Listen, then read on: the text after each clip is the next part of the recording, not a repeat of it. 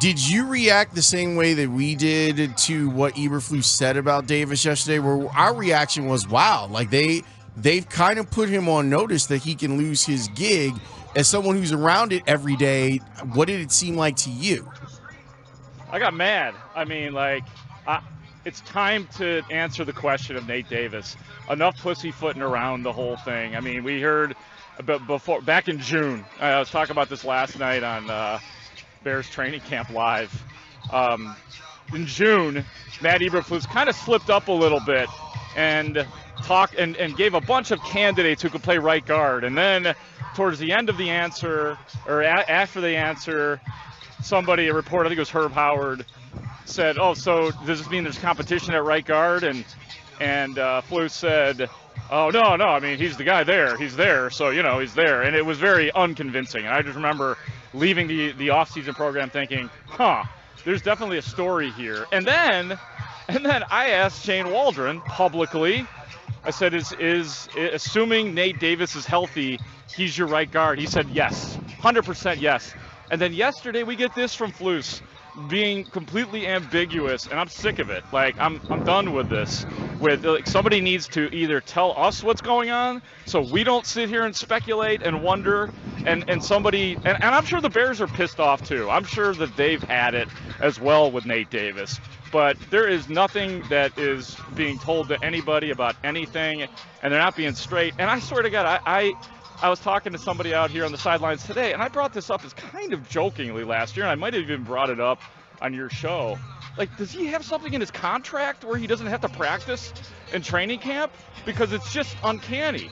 It seems like it's every day, and maybe he's injured, maybe he's not, but the whole thing out of the mouths of me and the coaching staff and Ryan Poles has been so ambiguous, and it's time to figure this out. It's time to name a center. It's time to name your right guard. It's time to stop playing games with an offensive line that's supposed to protect the generation. If you're going to do things differently, the Bears are going to be different this year, then they need to figure this thing out stat and stop playing games with it, because I'm sick of it. Hell yeah, Grote! That's exactly what I'm talking about. That's why I've been asking about the offensive line for a million years. Then people get mad at me when I'm like, Rome Odunze is awesome.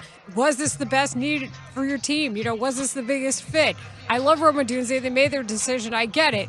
But we also have to ask questions about the line, especially when, guys like Trent Williams are getting paid a mint. Like, free agent linemen don't exactly fall off the trees here and fall down for free. So my point is also, to what you're saying with Eberflus, he said whether or not Caleb Williams plays and how many reps he's going to get is contingent upon the health of the line.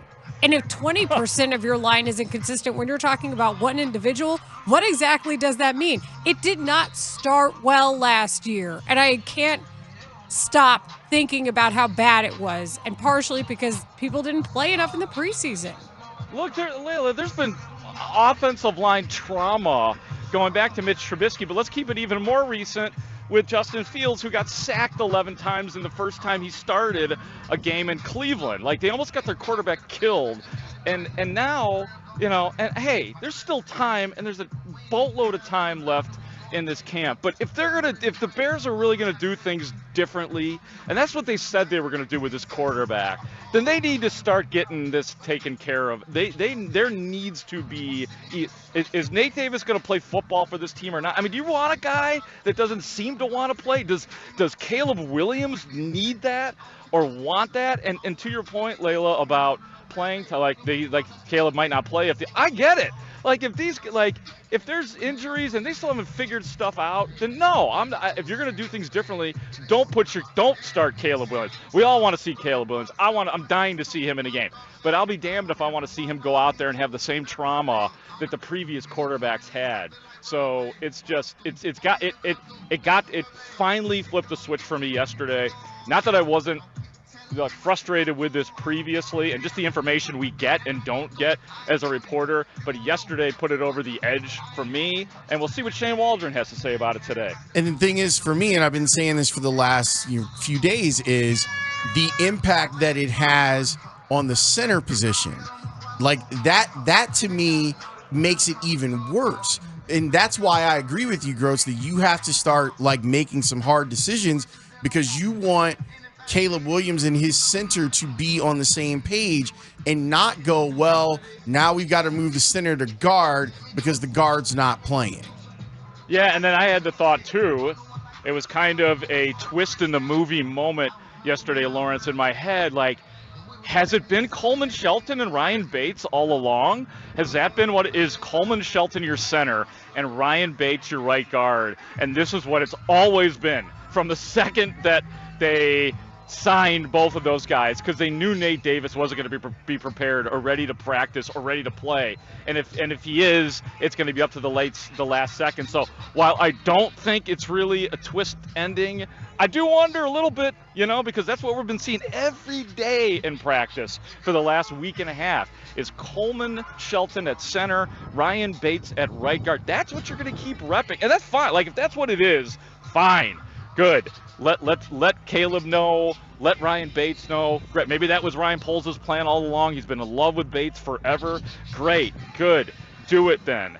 And don't mess with this quarterback. And yes, you do want to have somebody that is comfortable. That's another thing I was a little surprised about, was that, I asked the question to Shane Waldron, is Caleb Williams going to have say in who his center is? He essentially said no. He said no, that, well, he's got enough on his plate to worry about.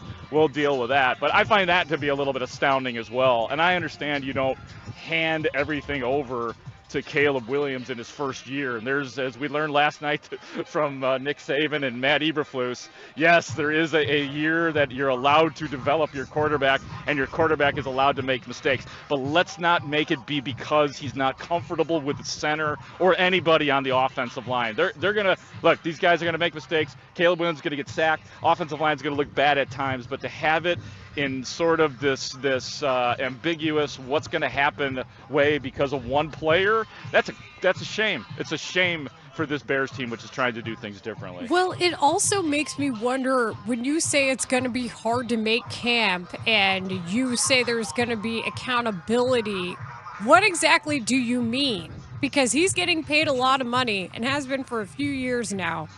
And this is a good example of what that really means to this team and this front office.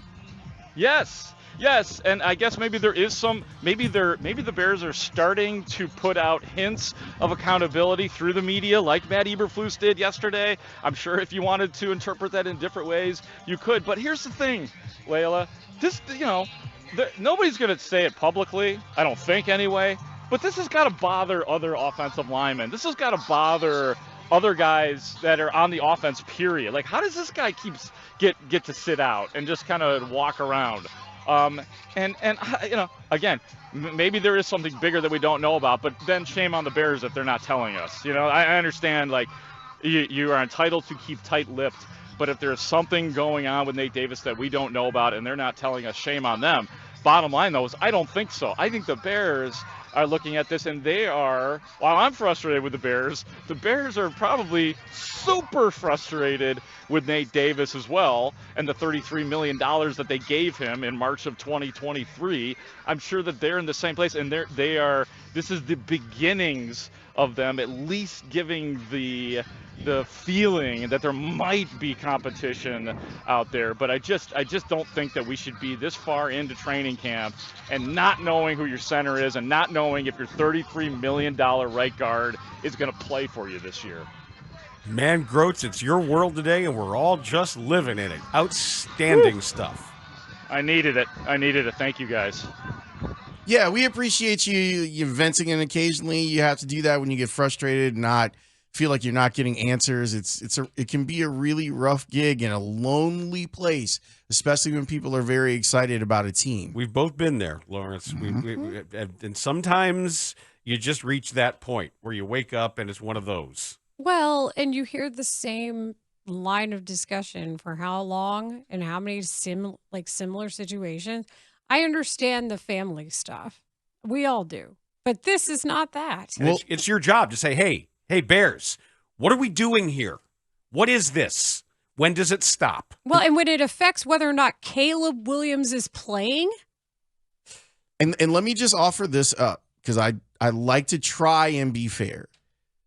One of the things that I don't like about teams not reporting on injuries is that it makes it unfair to the player.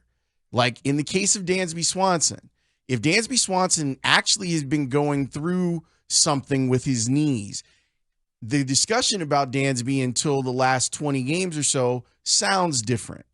If we find out that Nate Davis has something physically going on with him or off the field going on with him like we did last year. Take care of the player and let us know. The discussion is different. You don't have to send a press release out, but you can make sure people are aware, hey, you should know in your reporting what's going on here. This didn't come from me, but I just want you to have this. That's what a really good PR staff does. That's what they do. They say, hey, you may just for your own edification and for your own background, here's the deal. You don't say this came from me, and don't report this detail. But just know. Well, and I should say before we put all of the onus on PR, it's also the ownership understanding what they can tell them to. No question. It's the marching orders that entire aspect Apparatus is given. Yes.